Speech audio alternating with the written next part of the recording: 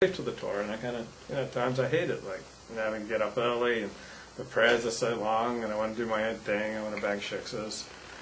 And then I start doing my own thing, and I bang shiksas, and I like fall into these really self-destructive habits and addictions. And you can't win.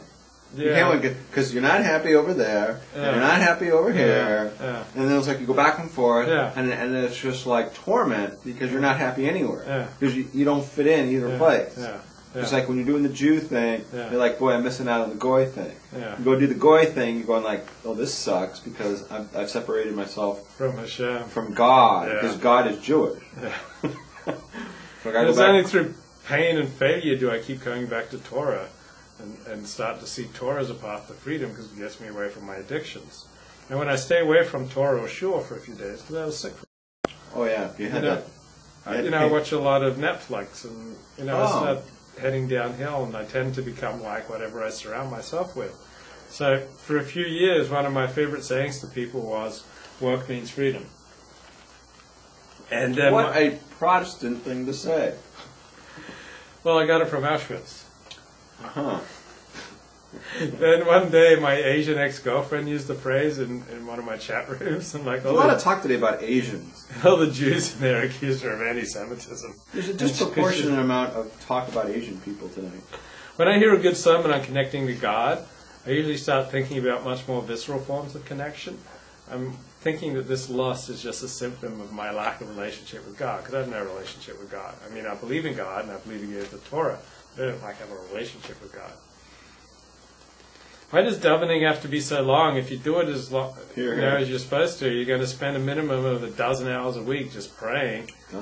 I guess that many Jews died rather than stop saying certain prayers, and that means we can't excise them today from the prayer book.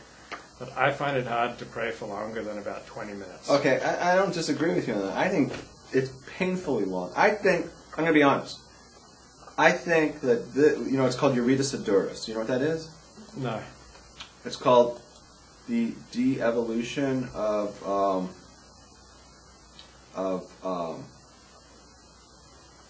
you paying attention? Yeah. The de-evolution over the generations. We're not as strong today as the generations prior. I think that when the davening was set in stone 2,500 years ago. Okay, by Ezra, and they solidified the davening. Ezra and Daniel and the people who sat on the Arch of Knesset Gedolah, and this was 2,500 years ago. I think we're not at that level anymore. I personally can't do the whole, I'm just going to read all these Tehillim every day, right?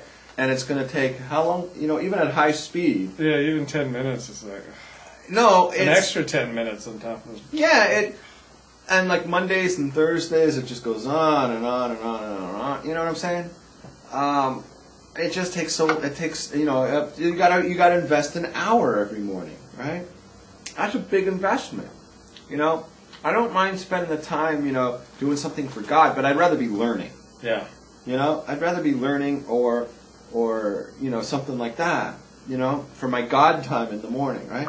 But just saying a bunch of words that I'm not even concentrating. Let's face it. Maybe 1 or 2 days, every once in a while, I'll have a concentration day where I have good kavanah. I'm really focused. But most of the time, you put the tefillin on, you open up the book, and you're like, blah, blah, blah, blah, blah, blah, hubba, hubba, hubba, hubba, flip next page, right? It's like, blah, blah, blah, blah, blah, blah, blah. And it's like, you know what I'm saying? Yeah. Like, let's be honest, folks. I'm just telling you the things that you're thinking about yourself at home.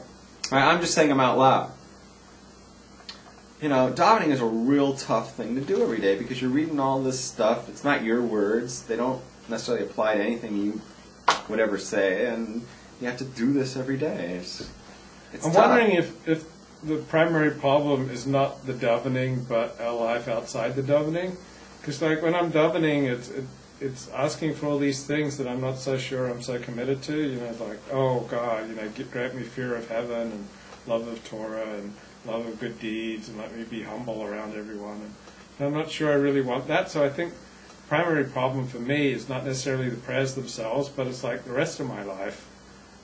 is so disconnected from what I supposedly am praying for, that the prayers seem like not really what I'm about. And so like the discrepancy is just so large between my shul time and the rest of my life that it makes the shul time seem, oh, this is really weird and bizarre.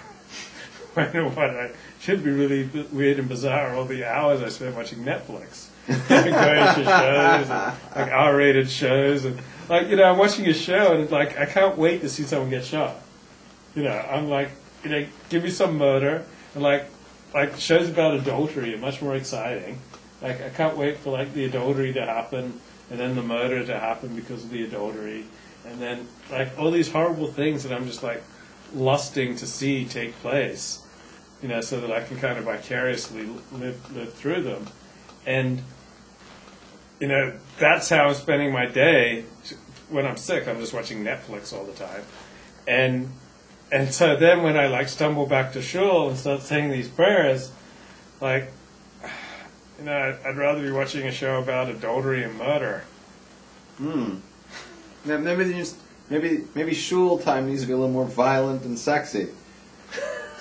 maybe they need to liven it up at that shul, It's like if you don't go to shul for a couple of weeks, and then which has often happened to me, and then you step back in, like shul seems really weird. Yeah. I don't know if it's like yoga. If you don't go to yoga for a week or two, and then you step back into yoga, it seems really weird. If you don't go to shul for a week or two, and you step back into shul, it seems really weird, and Netflix seems like the norm. But if you're going to shul every day, and you're not watching any movies or any TV, and then like after like weeks or months of this like living at this higher plane, and then suddenly you watch a movie or a TV, it's like, this is forbidden, and this is like beautiful Torah, and this is the TV is the wrong weird stuff. This feels discordant with who I really am. But then if you don't go to shul for a week or two and you just watch a lot of TV and movies, then you step back into shul and you go, this is really discordant with who I really am. I really want to watch something about adultery and murder and teenage girls. Well, which one's the real you? I kind of go back and forth. Yeah? Yeah. You I kind of go both ways. Let me put you like this. Mm-hmm. Let me ask you look at me. I'm going to ask you a question right to your soul. Mm-hmm. I'm asking you a question to your soul. Okay. When you picture yourself, before you look in the mirror, you're just laying in bed, you're looking up, you picture yourself. In your essence, what are you wearing? And what do you look like? Do you have a beard? Well, I did when I had a beard. Then I took it for granted, the beard. Something silky. Like lingerie. Like, is this... No, I'm serious. I'm asking a serious question. I've never really thought about it, but I do have a serious question for you.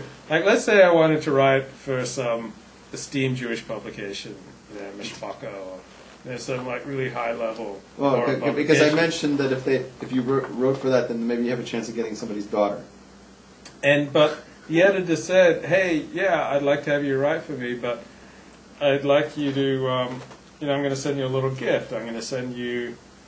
A gift certificate to Trashy Lingerie, and I want you to go in there and pick out all the stuff you like. And you don't have to show me, but if you want to take a picture of yourself and send that to me. Why would Mishpacha want a picture of you in lingerie?